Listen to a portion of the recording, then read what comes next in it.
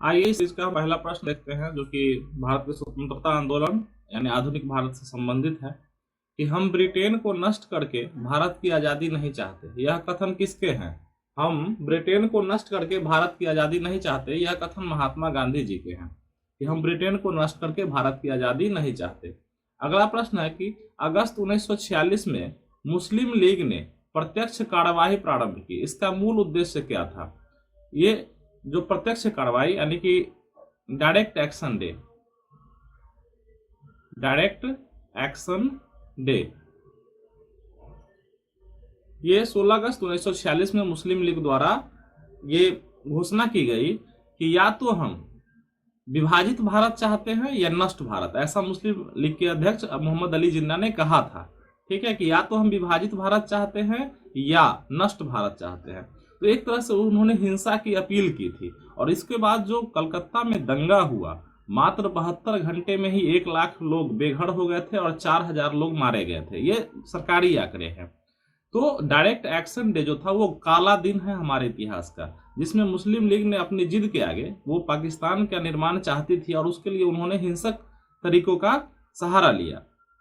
खैर, उसके बाद हिंदू मुस्लिम दंगे दोनों तरफ से इतने ज्यादा हुए कि उसने बांग्लादेश की भी नींव उसी दिन डल गई, ठीक है, क्योंकि उस समय पूर्वी बंगाल और पश्चिमी बंगाल में इतने ज्यादा क्लैश हुए कि जिसके कारण उसी दिन समझिए कि नींव पड़ ही गई थी, ठीक है। तो मुस्लिम लीग की प्रत्यक्ष कार्रवाई यानी डायरेक्ट एक्शन डे जो था, उसका मूल उद्देश्य था पाकिस्तान की स्थापना करना, ठीक है। अब अगला प्रश्न है कि 1857 के विद्रोह को नृशंसता पूर्वक कुचलने वाले ब्रिटिश अधिकारियों में जनरल नील को सबसे ज्यादा क्रूर माना जाता है। 1857 का विद्रोह जो हुआ था उसमें बहुत सारे जनरल लगाए गए थे कि विद्रोह को दबाने के लिए, उसमें जनरल नील को सबसे ज्यादा क्रूर माना गया, ठीक है। और इनका संबंध यह कार्य क्षेत्र था इलाहाबाद, इलाहाबाद इनका कार्य क्षेत्र था। अगला प्रश्न है कि आत्मीय सभा की स्थापना किसने की? तो राजा राम मोहन राय ने। राजा राम मोहन राय ने आत्मीय सभा की स्थापना 1815 ईस्वी में राजा राम मोहन राय ने की थी। अगला प्रश्न है कि गीता रहस्य किस स्वतंत्रता सेनानी की विख्यात कृति है? तो बाल गंगाधर तिलक। इन्होंने जेल में रहते हुए ही इसकी रचना की थी और बहुत ही प्रसिद्ध पुस्तक है गीता रहस्य बाल गंगाधर तिलक जी की, याद रखिएगा। अगला प्रश्न है कि 1875 ईस्वी में सर सैयद अहमद खान ने मोहम्मडन एंग्लो ओरिएंटल कॉलेज, 1875 ईस्वी में सर सैयद अहमद खान ने मोहम्मडन एंग्लो ओरिएंटल कॉलेज की स्थापना की। इस संस्था का वर्तमान नाम क्या है? देखिए, इसमें कई प्रश्न छुपे हुए हैं कि मोहम्मडन एंग्लो ओरिएंटल कॉलेज की स्थापना किन्होंने की? तो सर सैयद अहमद खान ने की। कब की? तो 1875 ईस्वी में। और इस कॉलेज का वर्तमान जो नाम है वो क्या है? तो अलीगढ़ मुस्लिम विश्वविद्यालय। तो कोई पूछेगा कि अलीगढ़ मुस्लिम विश्वविद्यालय का पुराना नाम क्या है? तो मोहम्मडन एंग्लो ओरिएंटल कॉलेज। यह 1875 में सर सैयद अहमद खान के द्वारा निर्मित है। अगला प्रश्न है कि बंदी जीवन किसकी कृति है? तो बंदी जीवन सचिंद्र सान्याल जी की कृति है। बंदी जीवन सचिंद्र सान्याल जी की कृति है, ये भी एक क्रांतिकारी थे। अगला प्रश्न है कि साइमन कमीशन के विरोध का निर्णय कांग्रेस के किस अधिवेशन में लिया गया था? तो मद्रास अधिवेशन 1927 में। जो साइमन कमीशन आने वाले थे, क्योंकि वो 10-10 वर्ष पर रिव्यू करते थे, जैसे 1909 में हुआ था मार्ले मिंटो सुधार, ठीक है, फिर उसके बाद 1919 में हुआ था चेम्सफोर्ड वाला सुधार। तो ये सब भारत सरकार अधिनियम जो वो रिव्यू करते थे, उसके लिए एक कमेटी भेजते थे वो इंग्लैंड से। क्योंकि इस कमेटी में एक भी भारतीय सदस्य नहीं थे, सभी 7 सदस्य जो थे वो अंग्रेज थे, इसलिए इस कमीशन के विरोध का निर्णय लिया गया था भारतीय राष्ट्रीय कांग्रेस के द्वारा। और ये निर्णय कहाँ लिया गया था? तो मद्रास अधिवेशन 1927 में लिया गया था। 1928 में साइमन कमीशन गो बैक के नारे लगाए गए, जिसमें हमारे क्रांतिकारी लाला लाजपत राय जी के सर के ऊपर प्रहार किया गया था लाठियों से, जिसके कारण बाद में उनकी मृत्यु हो गई थी। तो साइमन कमीशन के विरोध का निर्णय मद्रास अधिवेशन 1927 में लिया गया था। अगला प्रश्न है कि गांधी जी द्वारा प्रस्तुत असहयोग आंदोलन का प्रारूप तथा इस आंदोलन के कार्यक्रमों को कांग्रेस के किस अधिवेशन में स्वीकार किया गया? गांधी जी द्वारा प्रस्तुत असहयोग आंदोलन जो कि 1920 में शुरू हुआ था, उसके प्रारूप और कार्यक्रम की जो रूपरेखा थी उसको कांग्रेस के नागपुर अधिवेशन में स्वीकार किया गया था। कांग्रेस के नागपुर अधिवेशन में उसको स्वीकार किया गया था। अगला प्रश्न है कि सन 1908 में बाल गंगाधर तिलक को 6 वर्ष के लिए बंदी बनाकर कहां रखा गया था? तो मांडले जेल वर्मा में। मांडले जेल वर्मा में 1908 में बाल गंगाधर तिलक को 6 वर्ष के लिए बंदी बनाकर रखा और गया था। ठीक है, और इसी के विरोध में मजदूरों ने पहली राजनीतिक हड़ताल भी की थी, आपको याद होगा। ठीक है, कि मजदूरों की पहली राजनीतिक हड़ताल बाल गंगाधर तिलक को 6 वर्ष के लिए बंदी बनाए जाने के आदेश के खिलाफ ही हुआ था, और ये 1908 में इनको 6 वर्ष के लिए मांडले जेल वर्मा में रखा गया था। अगला प्रश्न, किस वायसराय का संबंध ब्रेकडाउन प्लान से था? तो लॉर्ड वेवेल का संबंध ब्रेकडाउन प्लान से था। देखिए, लॉर्ड वेवेल जो थे वो भारतीय जो परिस्थितियां तैयार हो रही थी, क्योंकि अंग्रेज अब धीरे धीरे भारत छोड़ना चाहते थे, तो उसके लिए उन्होंने एक प्लान तैयार किया कि कैसे इस गतिरोध को तोड़ा जाए। तो उसके लिए उन्होंने ब्रेक डाउन प्लान लाया, लेकिन चूंकि ये सफल नहीं हो पाया, चूंकि न तो कांग्रेस न ही मुस्लिम लीग इसके लिए तैयार हुई, चूंकि शिमला सम्मेलन भी फेल हो चुका था। और उसके बाद ये इंग्लैंड गए, ये प्रधानमंत्री विंस्टन चर्चिल ने इनको कहा कि आप कैसे भी जाके भारत के नेताओं के साथ मिल बैठ के आप इस समस्या को सुलझाइए। ठीक है, लेकिन मुस्लिम लीग और कांग्रेस दोनों कह रहे थे कि नहीं, आप तत्काल अब भारत को छोड़ने की बात कीजिए, अब ये इसको भविष्य पर मत छोड़िए कि आप भविष्य में ये करेंगे ये करेंगे ये करेंगे। ठीक है, क्योंकि उस समय विश्व युद्ध चल रहा था, इंग्लैंड भी चिंतित था। ठीक है, कि हम इतने बड़े गतिरोध को झेलने की स्थिति में नहीं है, तो इसको वेवेल साहब चाह रहे थे कि इसको एक्सटेंशन मिल जाए कि युद्ध के बाद हम इस पर बात करेंगे, लेकिन कोई भी इसके लिए तैयार नहीं था। तो ये ब्रेक डाउन प्लान जो था वो भारतीय जनमानस या भारतीय नेताओं के साथ जो प्रतिरोध था अंग्रेजों का जो चल रहा था अंतर्बंध, उसको तोड़ने के लिए break down plan Lord Wavell लेकर आए थे। अगला प्रश्न है कि व्यक्तिगत सत्याग्रह आंदोलन 17 अक्टूबर 1940 से प्रारंभ हुआ, इसकी शुरुआत सर्वप्रथम किस स्थान से हुई? तो पवनार महाराष्ट्र से व्यक्तिगत सत्याग्रह की शुरुआत हुई थी। देखिए, व्यक्तिगत सत्याग्रह जो आंदोलन हुआ इसके बारे में मैं कुछ बताना चाहूंगा। देखिए, लॉर्ड लिनलिथगो जो थे वायसराय थे उस समय भारत के, उन्होंने कहा कि नहीं, द्वितीय विश्व युद्ध चल रहा है 1939 से जो प्रारंभ हुआ था, इसमें भारतीय भी शामिल हैं, और जबकि उन्होंने किसी भी नेता से इसके लिए विचार विमर्श नहीं किया था, और वो ये दिखाना चाहते थे कि नहीं, भारतीय जनता जो है, भारतीय सेना जो है वो अंग्रेजों के साथ है, हितैषी है।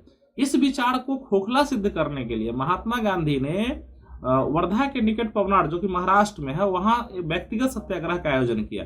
इसका दूसरा नाम दिल्ली चलो भी है, और ये गांधी जी इसलिए क्योंकि वो दिखाना चाहते थे कि देखिए, भारतीय जनमानस आपके साथ नहीं है, इसको स्पष्ट आप समझ लें। ठीक है, और इसको वो शो करने के लिए उन्होंने इसका आरंभ किया था। देखिए, व्यक्तिगत सत्याग्रह 17 अक्टूबर 1940 से पवनार जो कि वर्धा के निकट है वहां से प्रारंभ हुआ था, और उसके प्रथम जो सत्याग्रही थे वो विनोबा भावे थे। विनोबा भावे, ये भी प्रश्न पूछते हैं कि प्रथम सत्याग्रही जो थे व्यक्तिगत सत्याग्रह जो महात्मा गांधी ने शुरू किया था, उसके पहले जो सत्याग्रही थे वो विनोबा भावे थे, दूसरे पंडित जवाहरलाल नेहरू जी थे, और तीसरे जो थे वो ब्रह्मदत्त थे। याद रखिएगा इसको, ब्रह्मदत्त तीसरे सत्याग्रही थे। यानी कि व्यक्तिगत सत्याग्रह जो गांधी जी द्वारा चलाया गया था, वो उसके प्रथम सत्याग्रही जो थे वो विनोबा भावे थे, दूसरे जवाहरलाल नेहरू जी थे, तीसरे ब्रह्मदत्त जी थे। ये इससे महत्वपूर्ण प्रश्न पूछे जाते थे, और इसका कारण था व्यक्तिगत सत्याग्रह का 1940 में जो हुआ कि वो ये दिखाना था कि भारतीय जनता द्वितीय विश्व युद्ध में आपके साथ नहीं है, आप खोखले दावे मत कीजिए। और इसे दिल्ली चलो का भी नारा समझा जा सकता है, दिल्ली चलो भी कहा जाता है इसको। आगे बढ़ते हैं। 22 दिसंबर 1939 को कांग्रेस की प्रांतीय सरकारों ने सामूहिक त्यागपत्र देकर भारत को द्वितीय विश्व युद्ध में शामिल करने की ब्रिटिश नीति का विरोध किया। इस तिथि को मुक्ति दिवस के रूप में किस राजनीतिक पार्टी ने मनाया?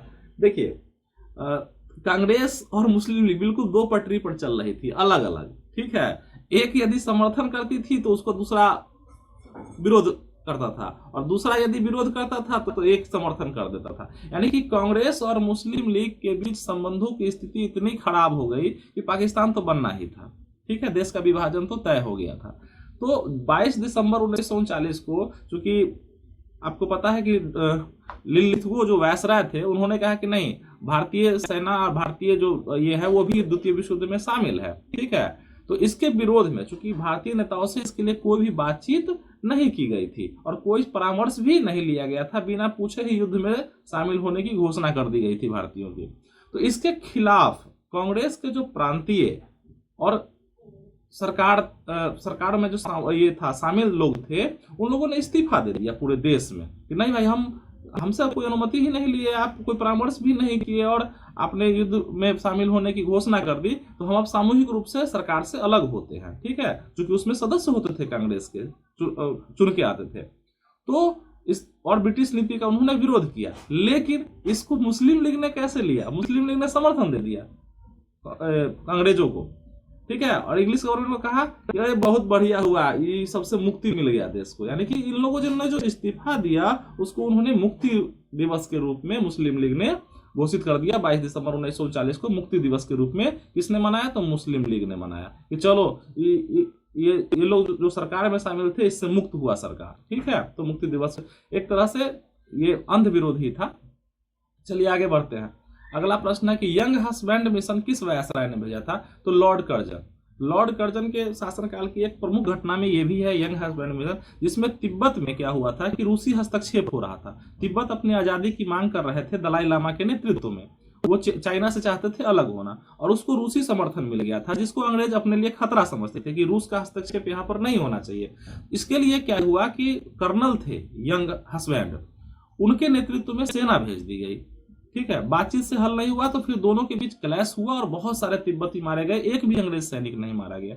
उसके बाद लहासा की संधि हुई थी, लहासा की संधि हुई और फिर उसमें संधि की शर्तें बहुत ही ज्यादा हार्ड रख दी गई थी, लेकिन बाद में फिर उसको नॉर्मलाइज किया गया। लेकिन लॉर्ड कर्जन के बारे में लिखा गया कि आपको ये नहीं करना चाहिए था। डिफरेंट अंग्रेज इतिहासकारों द्वारा भी इसको भूल ही कहा गया कि आपको उसमें हस्तक्षेप करने की जरूरत नहीं थी तिब्बत के मामले में, क्योंकि आपने काल्पनिक रूप से केवल ये समझा कि रूस का हस्तक्षेप है और इसके बिना पर आपने हमला कर दिया, जो कि आपकी राजनीतिक भूल थी। तो यंग हस्बैंड मिशन तिब्बत में चलाया गया था। कहाँ चलाया गया था? तिब्बत में अंग्रेजी सेना द्वारा चलाया गया था, कर्नल यंग हस्बैंड के नेतृत्व में। अगला प्रश्न है हमारा कि मुस्लिम लीग ने किस दिन पाकिस्तान दिवस के रूप में मनाया? मुस्लिम लीग ने 27 मार्च 1947 को पाकिस्तान दिवस के रूप में मनाया। मुस्लिम लीग ने पाकिस्तान दिवस के रूप में 27 मार्च 1947 को चुना। अगला प्रश्न है कि रेगुलेटिंग एक्ट 1773 किसके शासनकाल में लागू हुआ था? तो रेगुलेटिंग एक्ट वारेन हेस्टिंग्स के शासनकाल में 1773 में लागू हुआ था। यहीं से धीरे धीरे एक तरह से संविधान की जो रूपरेखा है यहीं से स्टार्ट हो जाती है और आगे बढ़ते बढ़ते उसमें सुधार होते फिर हमारा संविधान बनता है। तो ये वारेन हेस्टिंग्स के काल में ही 1773 में रेगुलेटिंग एक्ट आया था। अगला प्रश्न है कि 1867 में पूना सार्वजनिक सभा की स्थापना किन्होंने की थी? 1867 में देखिए, हम जो मैं ये प्रश्न ले रहा हूं जहां से भी, इसमें मतलब 2-3 प्रश्न ऑलरेडी छुपे हुए होते हैं, तो इसके प्रश्न के नेचर को भी समझने का हम लोग प्रयास करेंगे कि 1867 में पूना सार्वजनिक सभा की स्थापना महादेव गोविंद रानाडे ने की थी। महादेव गोविंद रानाडे ने पूना सार्वजनिक सभा की स्थापना की थी। अगला प्रश्न है बांटो और छोड़ो का नारा लीग के किस अधिवेशन में दिया गया? बांटो और छोड़ो का नारा लीग के किस अधिवेशन में दिया गया? तो कराची अधिवेशन दिसंबर 1943 में बांटो और छोड़ो का नारा। वो मुस्लिम लीग जो थी वो पहले से ही देश को बांटने पर तुली हुई थी। उनका कहना था कि हमारा भारत के साथ रहना संभव नहीं है, तो उन्होंने कहा कि देश को बांटना ही होगा और हम लोग यहाँ से अपने देश को चलेंगे। तो कराची अधिवेशन में इस चीज का ये हुआ था दिसंबर 1943 में। बांटो और छोड़ो का नारा लीग के किस अधिवेशन में दिया गया? तो कराची अधिवेशन 1943 में। अगला प्रश्न है कि सन 1919 में हुए जालियांवाला बाग हत्याकांड की जांच के लिए ब्रिटिश सरकार ने किस समिति का गठन किया? ये बार बार प्रश्न आते हैं। हंटर समिति का गठन किया था। जालियांवाला बाग जो हत्याकांड हुआ था ब्रिटिश जनरल के द्वारा, उसके लिए उसकी जांच के लिए हंटर समिति गठित की गई थी। लेकिन ये क्या समिति है? नाम मात्र का था। इसने पूरी तरह से क्लीन चिट दे दिया कि इसमें कोई गलती नहीं हुई है। सन 1946 में पंडित जवाहरलाल नेहरू द्वारा गठित भारत की अंतरिम सरकार के गृह मंत्री कौन थे? तो होम मिनिस्टर थे सरदार वल्लभ भाई पटेल। सन 1946 में देखिए वो अंतरिम गवर्नमेंट बना था, चूंकि संविधान का निर्माण में एक लंबा वक्त लगता तब तो चुनाव होते, तो उसके लिए अंतरिम सरकार गठित की गई थी, जिसके जो गृह मंत्री बनाए गए थे वो सरदार वल्लभ भाई पटेल थे। और इन्हीं के नेतृत्व में भारत का फिर से एकीकरण हुआ। नहीं तो भारत तो खंड खंड रहता और इतनी दिक्कतें आज होती कि मत पूछिए। लेकिन सरदार वल्लभ भाई पटेल की दूरदर्शिता के कारण आज हमारा देश पुनर्गठित है, एक है। अगला प्रश्न, विदेशी राज्य चाहे वह कितना भी अच्छा क्यों न हो स्वदेशी राज्य की तुलना में कभी अच्छा नहीं हो सकता। यह कथन किसका है? तो स्वामी दयानंद सरस्वती ने यह कहा था कि विदेशी राज्य चाहे वह कितना भी अच्छा क्यों ना हो, स्वदेशी राज्य की तुलना में कभी अच्छा नहीं हो सकता। चलिए आगे बढ़ते हैं। बंगाल के किस नवाब के शासनकाल में तथाकथित काल कोठरी की दुर्घटना हुई थी? फिर से प्रश्न को दोहराता हूं, बंगाल के किस नवाब के शासनकाल में तथाकथित काल कोठरी की दुर्घटना हुई थी? तो नवाब सिराजुद्दौला के काल में काल कोठरी की घटना हुई थी। देखिए, इसको ब्लैक होल की भी घटना कहते हैं। और ये तथाकथित शब्द यहाँ पर इसलिए है क्योंकि इसकी पुष्टि नहीं है, ये भ्रामक भी हो सकते हैं, इसमें संदेह है।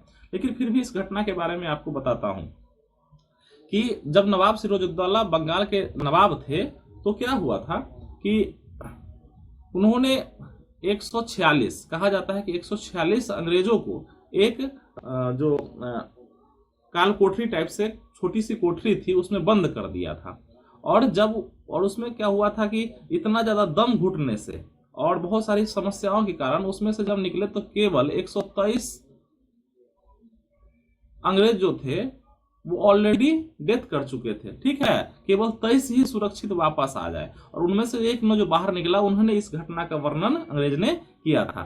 तो अंग्रेज इसको बड़े दिलचस्पी से इसको लिखते हैं कि नवाब सिराजुद्दौला ने इतने अंग्रेजों के मौत का जिम्मेदार नवाब सिराजुद्दौला है। और अंग्रेज यहाँ पर यह खेल करते हैं कि इसी का बहाना करके वो अपने आने वाली सभी कार्रवाइयों को जायज ठहराते हैं। यह सबसे इंपॉर्टेंट था इस घटना से जुड़ा हुआ कि आने वाली सभी कार्रवाइयों के लिए वो इस घटना को भी जिम्मेदार मानते थे।